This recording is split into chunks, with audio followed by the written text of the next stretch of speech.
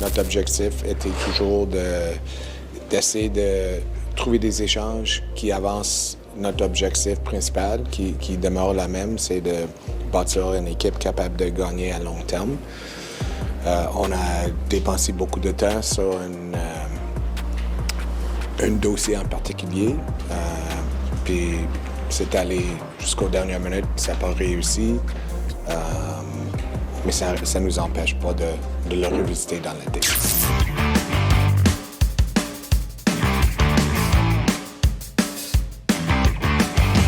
What's up tout le monde? C'est ton boy Max. C'est fait! La date limite des transactions est derrière nous et c'était plate, un peu. On va être honnête, on était plusieurs. Moi, le premier à être dans le champ, j'en avais parlé lors d'un récent épisode. Je trouve que la date limite des transactions, ça a pris de son lustre ces dernières années. Il y a souvent des grosses transactions et soyons honnêtes, il y en a eu. Mais cette année, il y en a eu moins que ce à quoi on s'attendait. Pourquoi?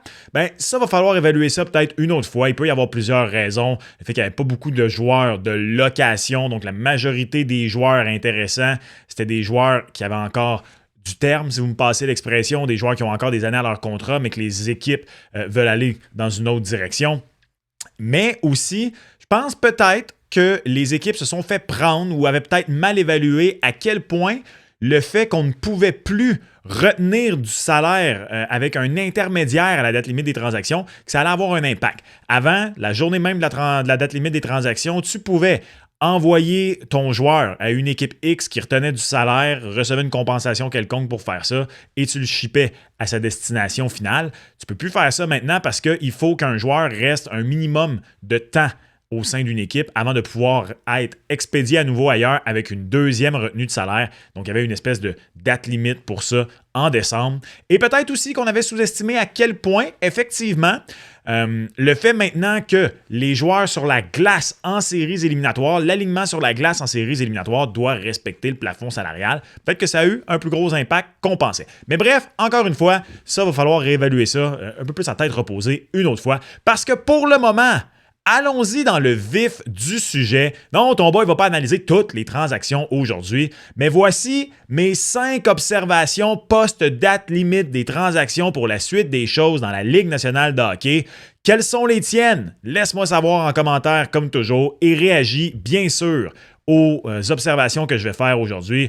Et évidemment, si jamais tu es là pour la première fois, fais plaisir à ton boy. On entre dans le crunch, ça va être le fun et on veut atteindre 35 000 abonnés cette année.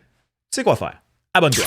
On commence donc. Est-ce que vraiment quelqu'un peut douter que l'Avalanche du Colorado est le grand gagnant, l'équipe gagnante de cette date limite des transactions? J'aimais déjà beaucoup l'acquisition d'un gars comme Nicolas Roy du côté de l'Avalanche du Colorado et on s'en est pas tenu à ça. Ce qu'il faut avec l'Avalanche, c'est que on était plusieurs, moi le premier encore une fois, à penser que l'acquisition de Nicolas Roy allait avoir été faite parce que on avait mordu la poussière dans le dossier Nazem Kadri. Lorsque cette acquisition-là a été faite, on était plusieurs à penser, donc, ça n'a pas fonctionné, ramener Kadri au Colorado, on s'est tourné vers Nicolas Roy. Et déjà, ça, je me disais, yo, quel bon prix de consolation pour l'Avalanche du Colorado. Et finalement, le bon Nazem Kadri retourne au Colorado, oui. Et c'est surprenant parce que je dis que c'est ce qu'on avait un peu assumé, mais il y avait eu des informations qui avaient coulé comme quoi, en fait, c'est ce qui était arrivé. Il y aurait eu entente entre l'Avalanche du Colorado et les Flames de Calgary pour renvoyer Kadri au Colorado, sauf que, pas le DG,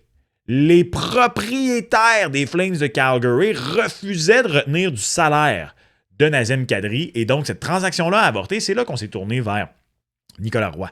Ce qui se serait passé, c'est que finalement, à minuit moins une, 15h moins une, heure de l'Est, bien sûr, les propriétaires des Flames de Calgary auraient accepté de retenir 20% de salaire de Nazem Kadri.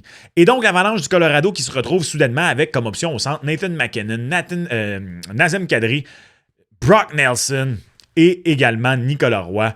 C'est honnêtement toute une ligne de centre, en plus de ce qu'on avait déjà comme profondeur au sein de l'équipe.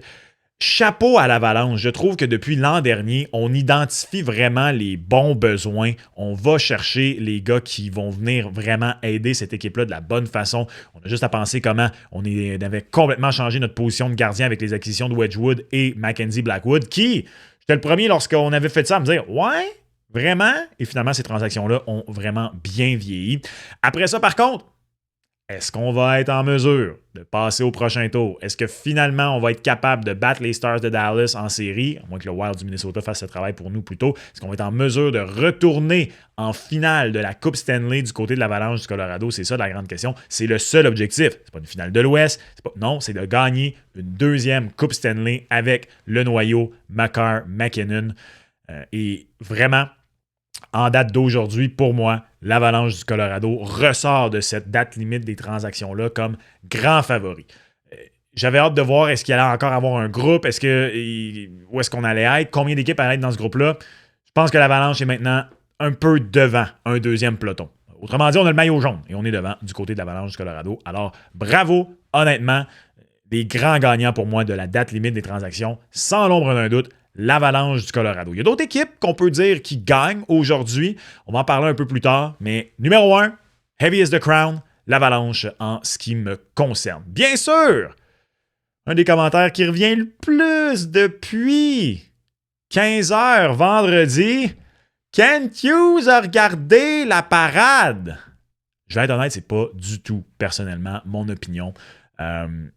J'avais hâte de voir qu'est-ce qu'on allait faire du côté du Canadien de Montréal. Est-ce que je suis un peu déçu?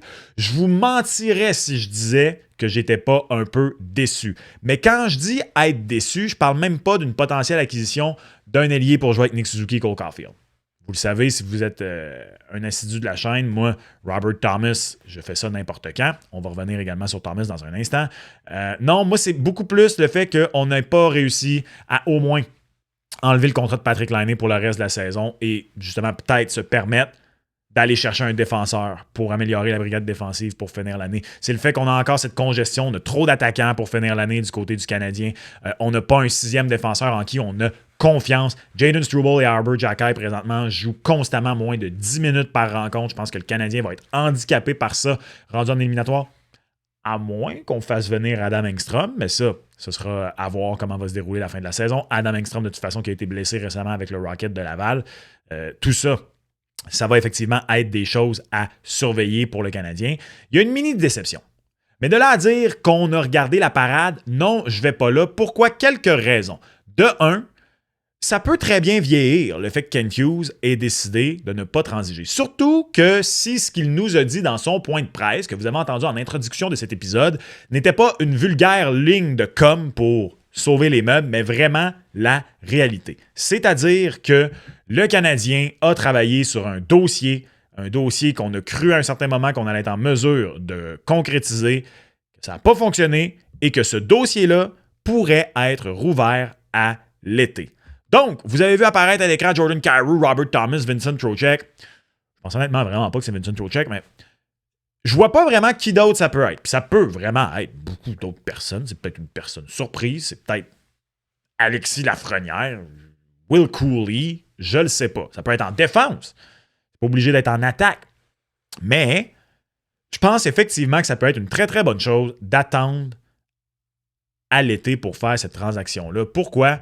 Oui, en ce moment, on regarde l'association de l'Est et on se dit, man, c'est complètement ouvert. Non, on n'est pas encore vraiment officiellement dans le crunch de la fenêtre du Canadien de Montréal, mais ça aurait pu être le fun au moins d'essayer de faire un plus long parcours cette année en faisant des acquisitions. Puis peut-être que la grosse acquisition sur laquelle Kent Hughes travaillait aurait pu amener le Canadien plus proche de cet objectif-là. Par contre, quand on regarde l'acquisition de Noah Dobson l'an dernier, Noah Dobson aurait coûté beaucoup plus cher, j'en suis convaincu, pendant la saison.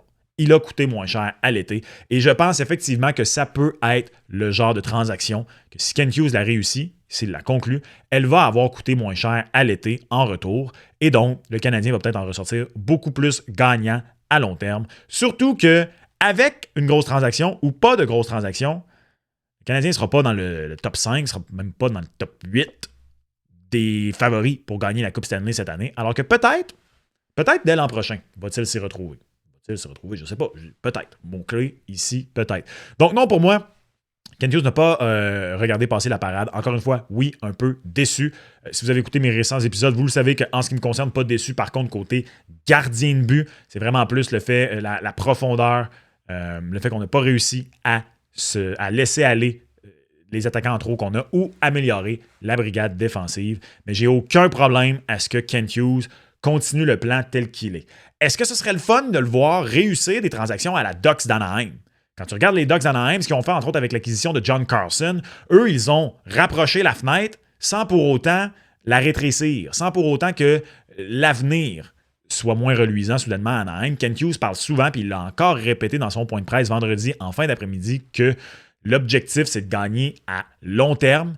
Je trouve que les Ducks ont réussi dans la dernière année, que ce soit avec Trouba, Kreider, Carlson, en allant chercher des vétérans qui viennent épauler, qui viennent parfois avoir certains bons rôles, mais surtout en ne donnant absolument rien de notre futur important en retour. Je trouve qu'ils ont réussi peut-être à accélérer ou à rapprocher la date où on va devenir vraiment un vrai aspirant dans l'association de l'Ouest sans pour autant sacrifier du futur. Donc oui, ça aurait été le fun de voir Kent Hughes réussir ça. On ne l'a pas fait. Personnellement, en ce qui me concerne, c'est vraiment, mais vraiment pas dramatique. Par contre, je vais comprendre les partisans du Canadien d'être déçus parce que les Sabres de Buffalo, eux, l'ont fait. Et les Sabres sont les dauphins de l'association de l'Est. Qu'est-ce que je veux dire par là? C'est que le dauphin, c'est lui derrière le premier. Pour moi, le Lightning de Tampa Bay est l'équipe à battre dans l'association de l'Est, malgré sa séquence difficile là, présentement depuis le retour de la pause olympique. Et pour moi, la deuxième équipe dans l'Est, ce sont pas les Hurricanes de la Caroline. Honnêtement, en ce moment, j'aurais les Sabres de Buffalo comme deuxième favori dans l'association de l'Est. Est-ce qu'on a des gardiens éprouvés? Non. Est-ce qu'on va être une équipe qui va avoir zéro expérience en série? Oui, je veux dire, plusieurs d'entre vous qui écoutez présentement peut-être n'avaient même pas eu la puberté la dernière fois que les Sabres ont fait les séries. En fait, pendant un instant, je me suis demandé si je l'avais eu. Ouais, je ne l'ai quand même pas eu à 20 ans. Je l'ai eu tard, mais pas si tard que ça. Hey, je suis en train de m'écarter, moi, là, puis de vous donner beaucoup trop de détails. Je ne suis pas certain à 100% devant le filet du côté des Sabres de Buffalo. Je ne suis pas certain de l'expérience, mais je regarde cette équipe-là et je me dis honnêtement, dans une série 4-7 contre les Hurricanes de la Caroline en ce moment, qui, elle, n'est pas particulièrement une formation physique, qui, elle, de toute façon aussi, je ne suis pas 100% convaincu devant le filet, malgré le brio de Brandon Bossy cette saison. Oui, les Sabres de Buffalo, pour moi, avec les acquisitions, entre autres, de Luke Schenn, de Logan Stanley, ce sont vraiment des acquisitions. Tu as également Sam Carrick qui s'amène. Je trouve qu'on a encore une fois ciblé les bons besoins. Bon, Luke Schenn s'en vient pour être 7e défenseur. Là. On ne part pas en peur avec ça. Absolument pas du côté des Sabres de Buffalo. Mais tu regardes cette équipe et vraiment, je pense que c'est elle qui peut challenger le Lightning. Challenger! Parce que le Lightning demeure le grand frère. Ben, en tout cas, puisque les Panthers ne sont pas là, et ça demeure eux les vets, ça demeure eux l'équipe à battre présentement si les séries débutaient aujourd'hui dans la Ligue nationale de hockey. Ceci étant dit, malgré le fait que les Sabres de Buffalo sont les dauphins de l'Est, je dois être honnête, puis ça n'a pas changé. La date limite des transactions n'a pas changé le fait que ça passe par la division centrale. Les Stars de Dallas, l'Avalanche du Colorado et le Wild du Minnesota, ces trois équipes-là sont selon moi dans le top 5 des favoris pour gagner la Coupe Stanley en ce moment. Ce qui est absolument fou, c'est qu'à moins de changements drastiques au classement, ce que je pense vraiment pas qu'il va arriver, ces trois équipes-là vont s'affronter dans les 2 premiers tours. Gary, change ton système éliminatoire, dude! Sérieux, c'est pathétique. OK, excusez, aparté. Ça passe toujours par la division centrale.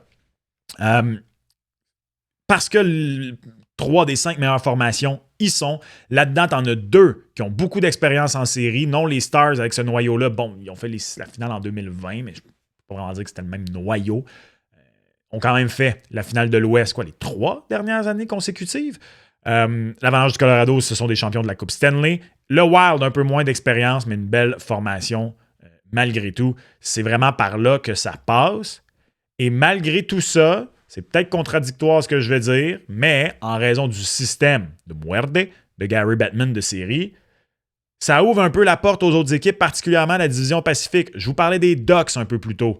En ce moment, dans l'autre division de l'association de l'Ouest, je regarde les Canards, les Golden Knights de Vegas puis les Oilers. Je vais quand même donner un ascendant aux Oilers, juste, mais vraiment juste à cause de Léon Picard. Parce que, en termes de formation complète, je pense que les Oilers c'est pas leur année, c'est une année de transition ou peu importe. Je trouve que les Ducks ont une belle formation complète. Les Golden Knights, je ne crois pas en eux cette année. On n'a pas de gardien de but, on a des problèmes entre les poteaux. Je pense que les Ducks d'Anaheim, ou si jamais c'est les Oilers, peu importe, et les Oilers ont beaucoup bénéficié de ça lors des 2 dernières saisons.